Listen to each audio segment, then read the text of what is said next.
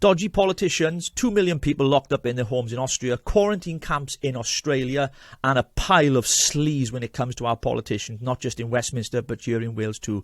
Welcome to a Friday Night Live with me, your host, Richard Taylor. Well, let's begin right at the start of the show talking about political sleaze. Well, there's plenty of it going around right now, isn't it? Let's be honest. We're seeing it on our TV screens and our newspapers on a very daily basis. But the truth is, politicians have been dodgy for years. Now, granted, not all of them. I know a couple of good ones, actually, very good people, and they do good for their constituencies, and they're good men, good women. But let's be honest, do you really trust politicians? Most people I know in the pubs and the rugby club and the football, wherever I go and my mates and I hang out for a few beers, and I'm being known to have a few, they don't trust politicians.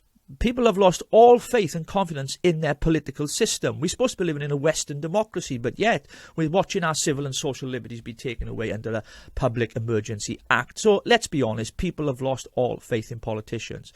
Often here in Wales, we only ever hear of what's happening in Westminster. Our TV screens is full of it. But this channel, I like to expose not just what's happening in Westminster, but here closer to home in Wales.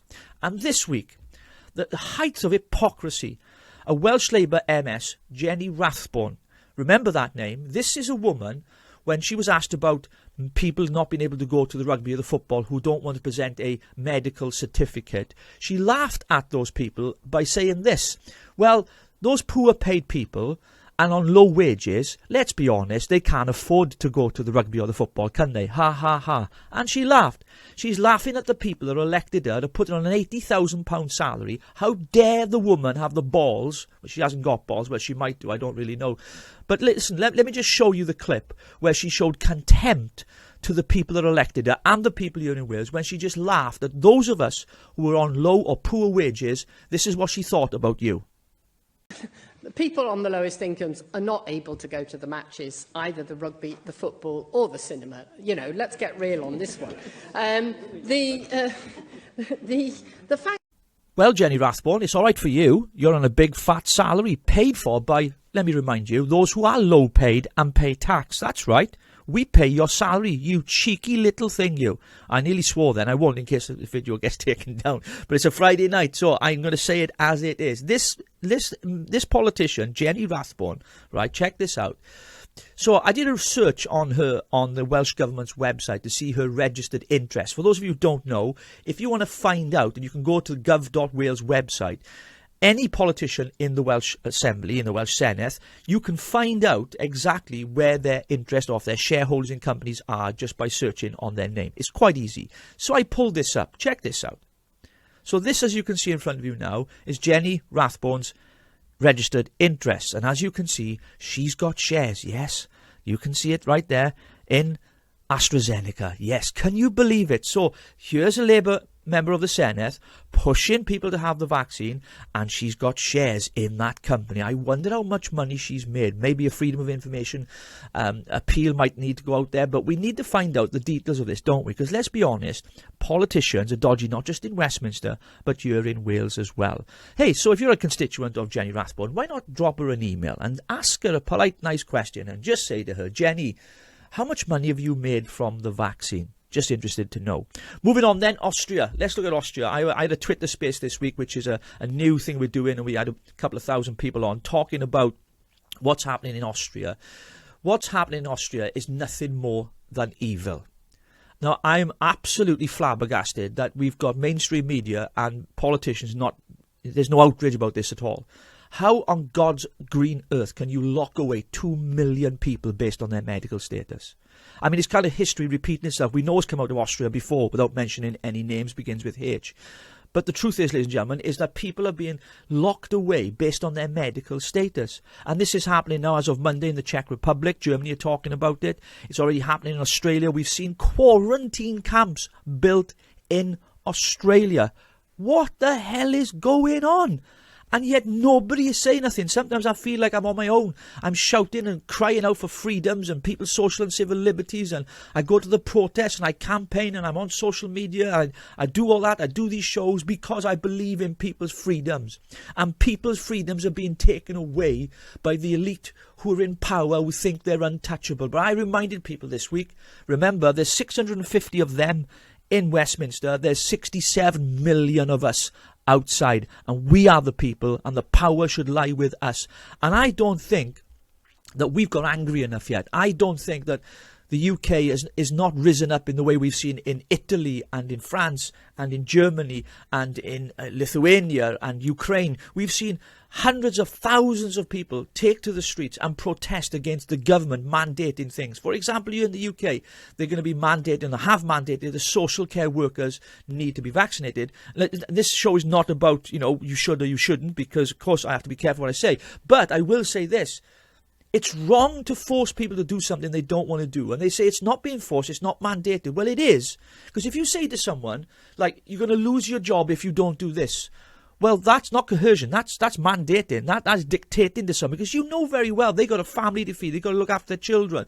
They got bills to pay. And so you're basically robbing them of that choice. And that is immoral. We're supposed to be living in a Western democracy. So much for that. And of course, the hypocrisy extends not just to Westminster, as I've mentioned Jenny Rathbone, but the First Minister here in Wales, Mark Drakeford, the Emperor, as I've been calling him for the last few years. Yes, because he rules with a fist of iron. So it seems, a socialist agenda, someone who loves to just fit in with the narrative of virtue signallers all across Wales. The nation of sanctuary, of course, is what we are, allowing all kinds of people to arrive on our shows, and we'll just accept them as they are without due process, let's be honest, because it looks good on paper. Well, I'm sick and tired of it. I've had enough of it. Our public services are under pressure, our NHS has been under pressure, all because of this Welsh Government's handling of the pandemic. And before the pandemic, they've been bloody useless. So Drakeford is imposing draconian measures. Here in Wales, we've had this mask mandate. It's never been lifted. He's telling you, if you're going to go into a shop, and in fact, let me show you the video. This is the then health minister, or was the health minister. Of course, he failed as the health minister, so they made him the economy minister. You can't write this stuff, but it's true.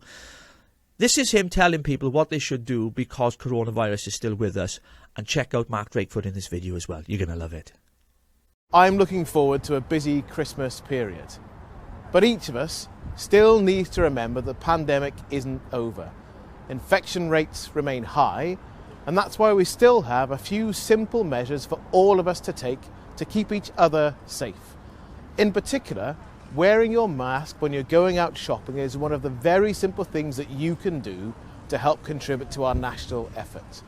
So when you go into a store, please shop safely, wear your mask, sanitize your hands, and please be kind to staff who remind you about the requirements. Well, can you believe it? This is a man that has constantly stood behind a lectern, lectured us for 18 months on you must wear a mask indoors, you must do this and you must do that. Now, the Welsh Government were approached for a response to this, and their response was he didn't need to wear a mask, even though he's been advising all of us to, even when we go to Aldi's to do a shop and get a tin of mushy peas or whatever it might be.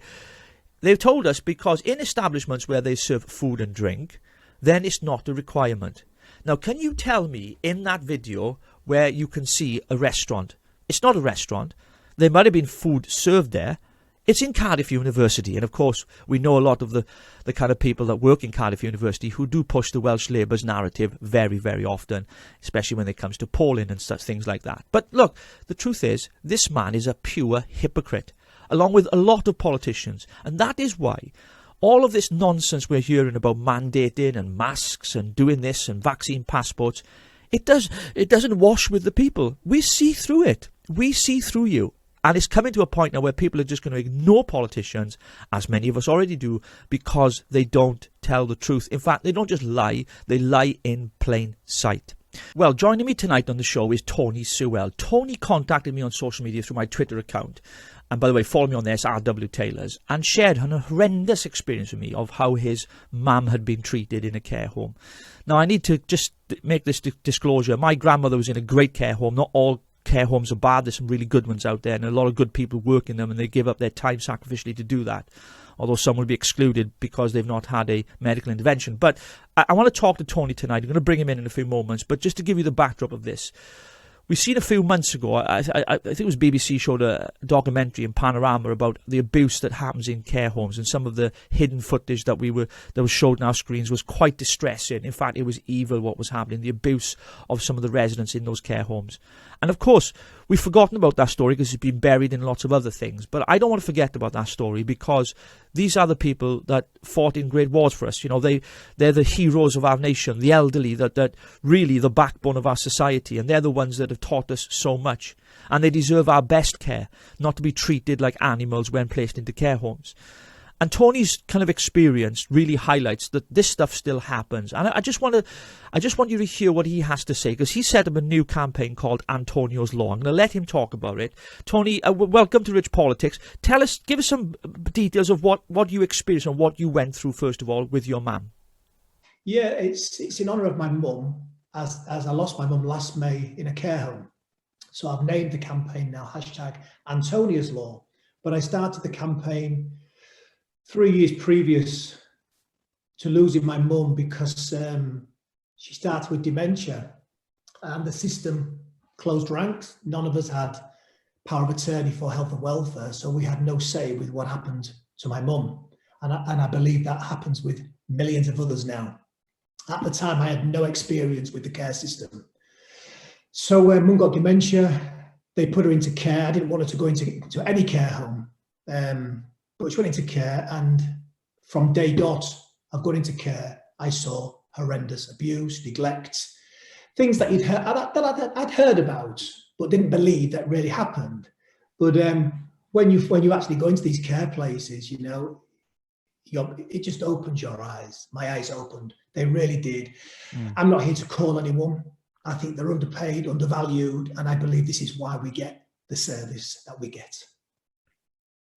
Yeah, I mean, it strikes me because I mentioned before we brought you onto the show tonight, a Panorama documentary that was out a few months ago. I remember it was secretive filming into some of the homes, and you could see what was going on, and it was absolutely horrendous the way that people were treated. Now, we know this isn't true of all care homes, as I mentioned earlier. You know, my grandmother was taken care of in a care home, and it was done superbly.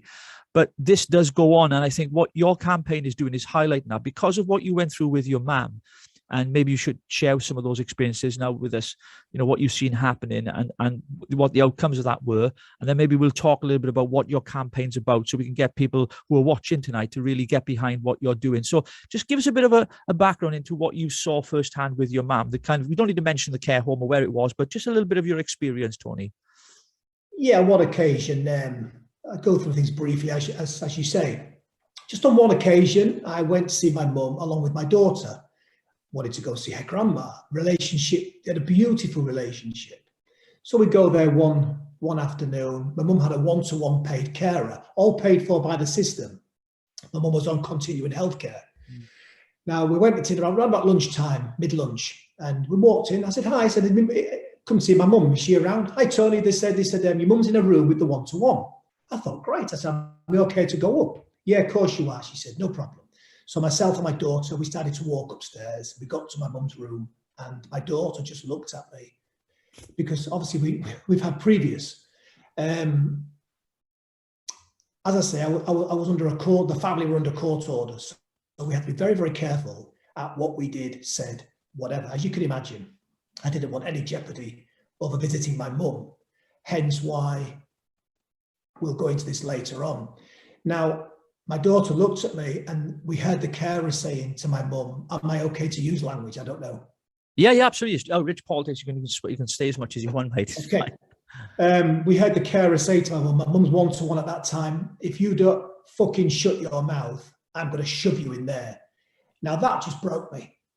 I went from a 6-foot-tall guy who adores his family. My mum was my world. She brought me into the world. I shriveled. I literally shriveled in front of my daughter. I didn't know what to do.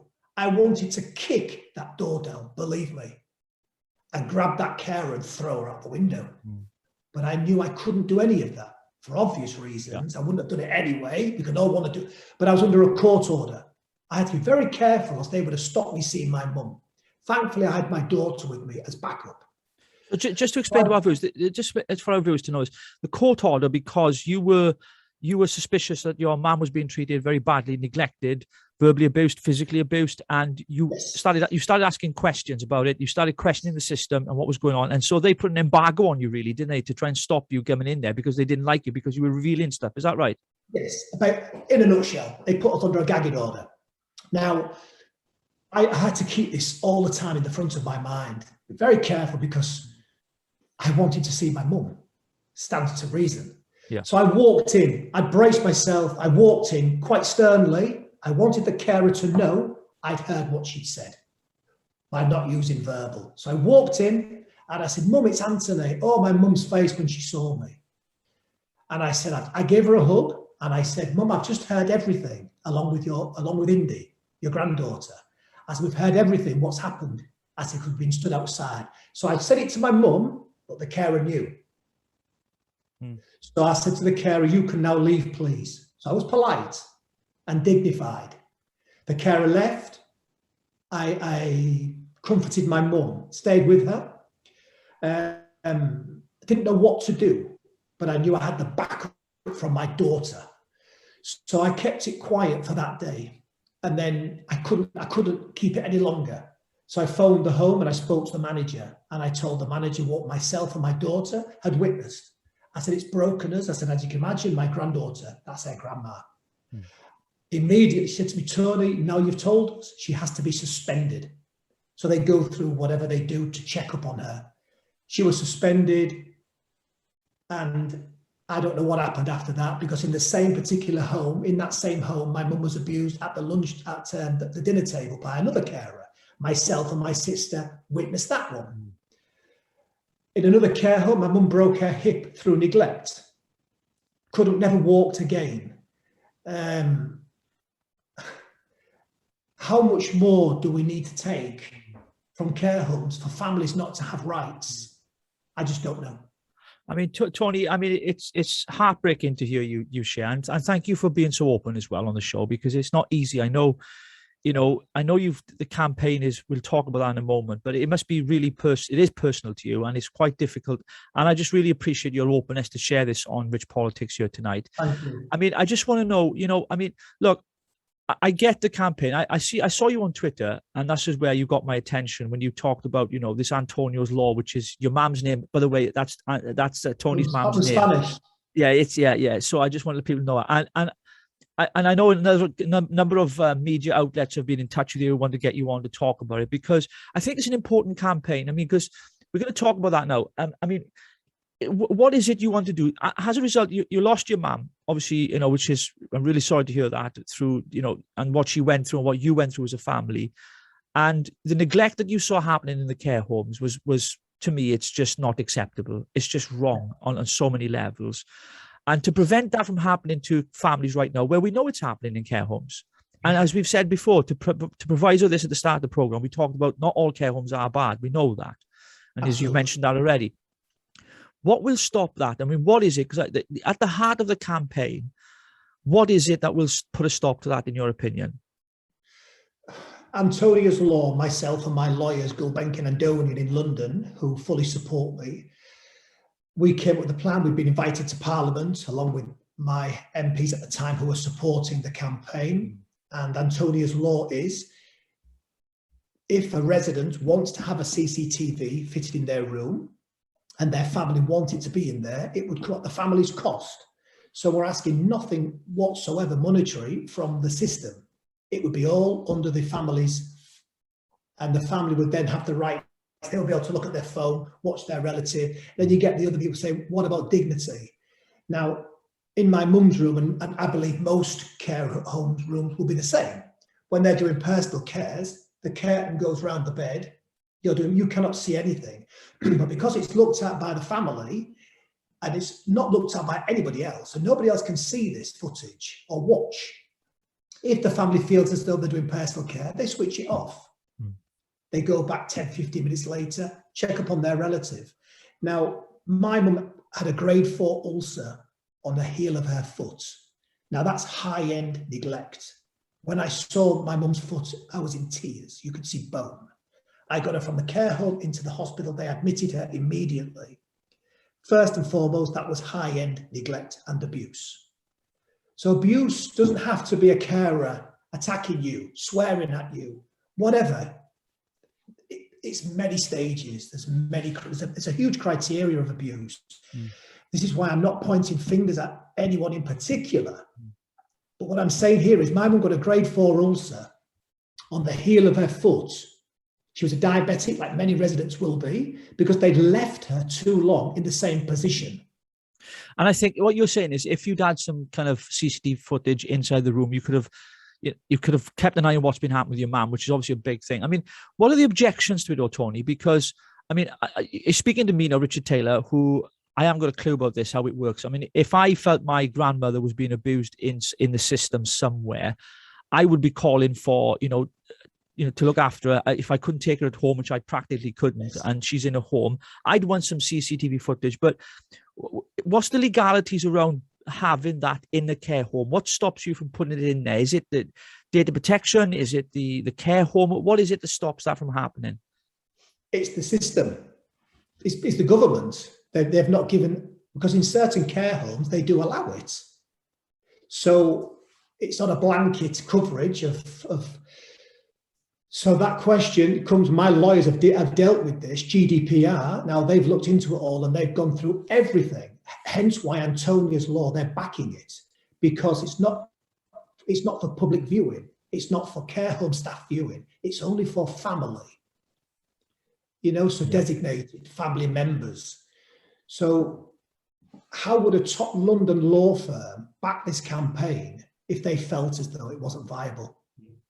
Okay, bring us up to speed then with Antonia's law. So so for our viewers, this is what it is. You're campaigning to allow families at their own expense to place CCTV cameras in their loved ones, in their mum, dads, or aunties, uncles, or whatever it is might be, in their relatives' room to protect them. Because that's what it's about. It's about protecting them, isn't it? It's protecting. But I must get in there. It's both sides, the carer as well. Because let's shine the light from it. To me, what a job. Yeah, absolutely.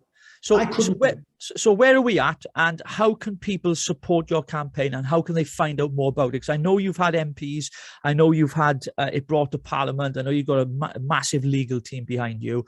How can people that feel close to this story, because there might be many of us, many people out there watching tonight who feel the same, who have seen things happen and they might be afraid to say anything, but they want to get in touch with you, Tony. So tell us where we're at with the campaign and how people can support you and how they can get involved.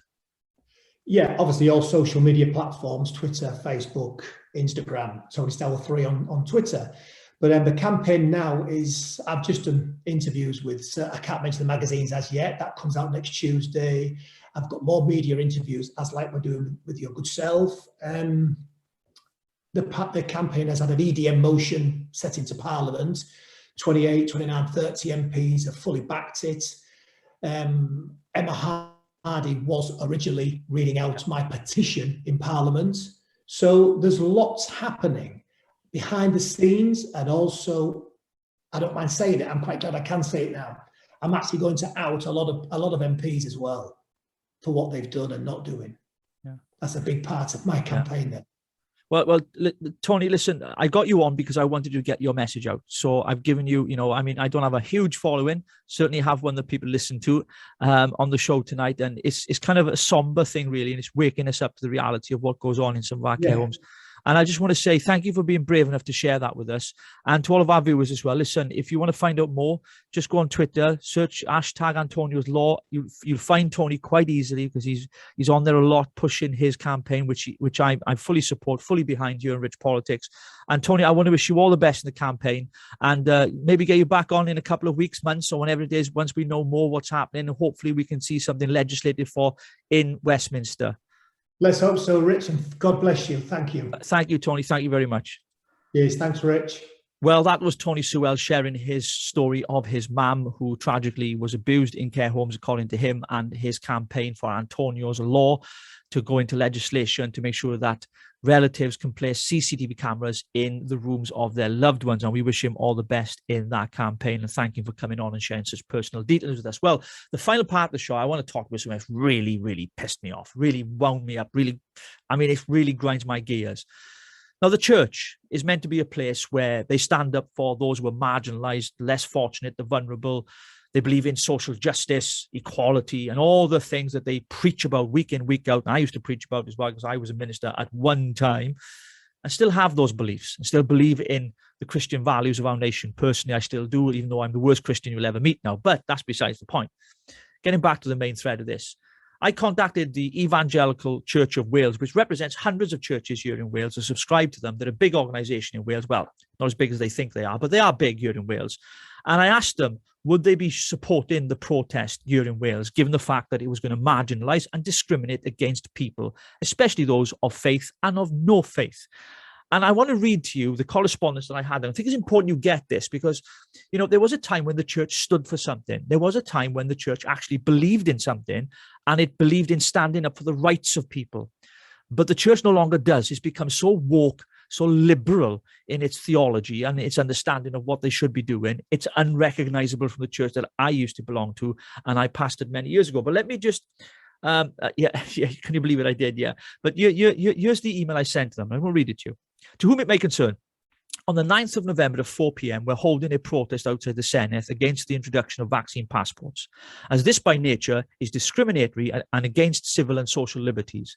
As a church, all forms of discrimination should be condemned as we celebrate equality and justice for all.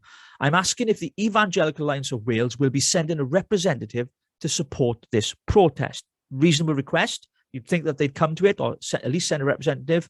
This is the response coming up on the screen here now. Dear Mr. Taylor, thank you for your email inquiry. As we stated on our reply to you on Twitter, because that's why I got hold of them, we engage with the appropriate political channels regularly.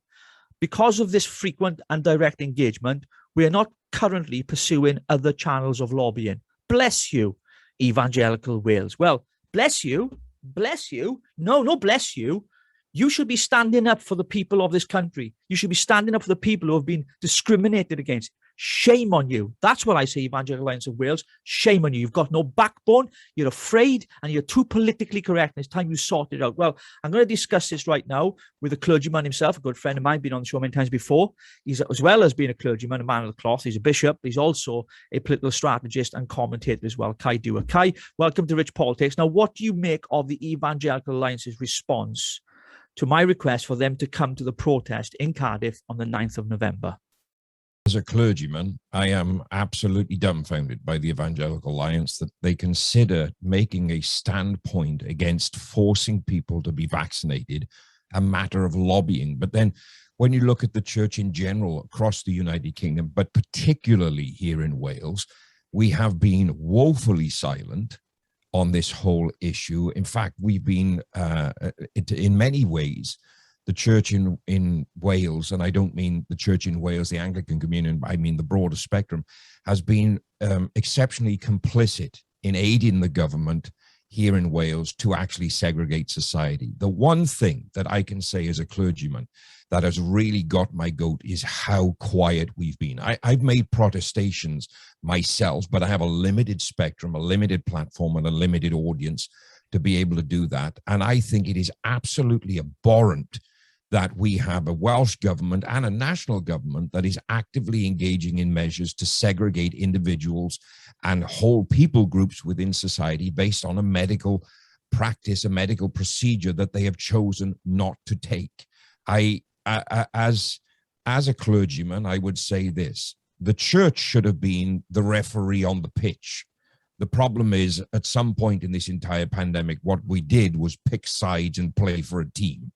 We are seeing measures still in place in Wales where, the First Minister has gone to celebrate Diwali, no masks, enjoying his dance. And yet in churches across Wales, we still have to wear masks to be in church, masks to sing. The absolute hypocrisy of it is unbelievable. And the church is doing nothing. There are little pockets of people that are standing up and making a stand. But as a collective voice, we have been absolutely deafening in our silence. And I have to be honest, as speaking as a bishop, speaking as a clergyman, I think the church in general needs to hang its head in shame in how little we have done in supporting people on both sides of this spectrum, irrespective of their belief, whether you're pro-vaccine, anti-vaccine, whether you're pro-vaccine mandate, anti-vaccine mandate. What we should have been very clear and very loudly vocalizing is the fact that no government has the right to mandate this. So I'm just appalled by the Evangelical Alliance. I'm appalled by the church in general, and I hold myself in that number because I am a clergyman. I'm not creating a them and us. We are all the same, no matter what we've done. Could I have done more? Yes, I could have. Have I done enough? No, I haven't. So we've got to start turning the tide. My fear is it's too late. Well, I think, first of all, to say to our viewers, I actually reached out to them on Twitter, first of all, to get a response. No, I sent them an email first. They didn't respond. That's what it was. I sent them an email. They didn't respond. So then I went on to Twitter and I kind of publicly shamed them, because sometimes that's the way to get a response from people. You go on Twitter, you've got a big following, as I've got, not massive, but big enough to cause a bit of a stir. And then they come on and go, oh, well, yeah, because obviously a lot of people are seeing it, and Christians as well, people of faith and no faith. And they say, well, we'll get back to you. So they emailed me, and the response, I got two responses actually. Both of them were exactly the same. They were kind of parroted the response that I just read to you there earlier. But it wasn't signed off by an individual, so I couldn't actually know whether it was the leader of the Evangelical Church here in Wales, the Evangelical Alliance in Wales, which I think it's Gavin Calver, I think, young man who I know from years ago. And not forgetting our viewers as well. I was a pastor of a church, I was a minister, I used to preach, and and all these things. And I've said, if I was in the pulpit today, these are the very issues that I would be addressing, because they go against social justice, they go against everything I believe, that you do not discriminate against people, you don't marginalize people, it's an inclusive message, exclusive in the sense that, people have the faith and it's exclusive, but it's inclusive of everybody. And I don't get why the church has been so silent in Wales. And to me, it's a joke. I know the Archbishop of Canterbury's gone woke. We've seen all the stuff he's been quoted as saying. You mentioned it before in previous shows. And I just look at the church and think, I don't recognize the church that I once belonged to, churches that I started here in Wales myself. I don't recognize them anymore. They're just silent and everything. And I think they've become so politically correct and they're afraid of consequences. And I think, well, hang on a minute. If you truly believe what you believe, then have some balls and stand up in the pulpit and preach what you believe and practice what you believe, rather than just, quote scripture. And I've got to the point where I think to myself, the church is, the reason why it's weak and it's in decline in Wales, certainly, and in the UK, it is in decline. No, I've always fought against that decline because I was part of something that was growing before. But it is in decline because people are no longer feeling that they can go somewhere where they feel as if they're going to be represented. One of the reasons why I'm no longer part of the church, because, when people mess up or make mistakes, the church just dumps them and leaves them, but they preach grace. And the same is true here for those who've been discriminated against and been marginalized by society. Why isn't the church defending those people? Why isn't it looking out for them? Because the quickest way to acceptance is conformity to the crowd. And the church is conforming to the crowd rather than being the example that Christ gave in the scripture of the good shepherd, the shepherd that leaves the flock to go after the one that's gone astray. Now, I'm not saying that those that have chosen to not take the vaccine are the ones that have gone astray, but that's an example of how much a shepherd loves his sheep, that he would leave those that have safety in numbers to go after the one that needs help to come back to the flock.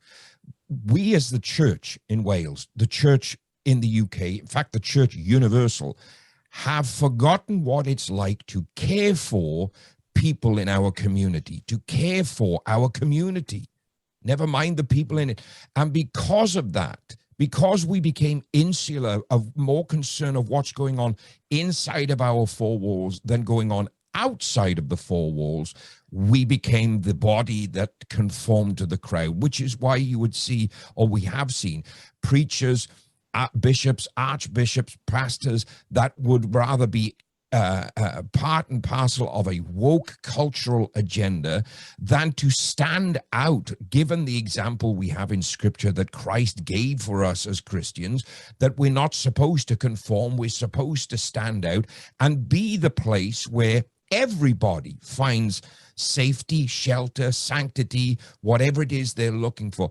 We've stopped doing it because we're more concerned with public opinion than we are with being the church. And what I need to remind every preacher that's watching, every believer that's watching, and for those of you that don't hold my faith, it is public opinion that led to my Christ being crucified, and it is conforming to public opinion that is going to see the end of the church as we know it in the United Kingdom. Yeah, well, listen, on that note, we're going to leave it there. Bishop Kai, thank you so much. And I just want to say one thing. Evangelical Church of Wales, or whatever they're called, Evangelical Alliance, whatever they're called, shame on you. Absolute shame on you. And you should be ashamed of yourself. You call yourself a Christian organization, but you will not stand up with the marginalized and those being discriminated against based on the simple fact that they don't want to show their medical certificate called a vaccine passport. Kai, thanks for coming on. I'll catch you soon. And hey, listen, you're looking very well, by the way. You're a lot younger than I saw you last. Oh, well, thank you. It's close to my birthday, so I'm trying to knock a few years off as I get close to, or as I prepare to turn another year older. Thanks for coming on. I'll speak to you soon. Cheers, mate.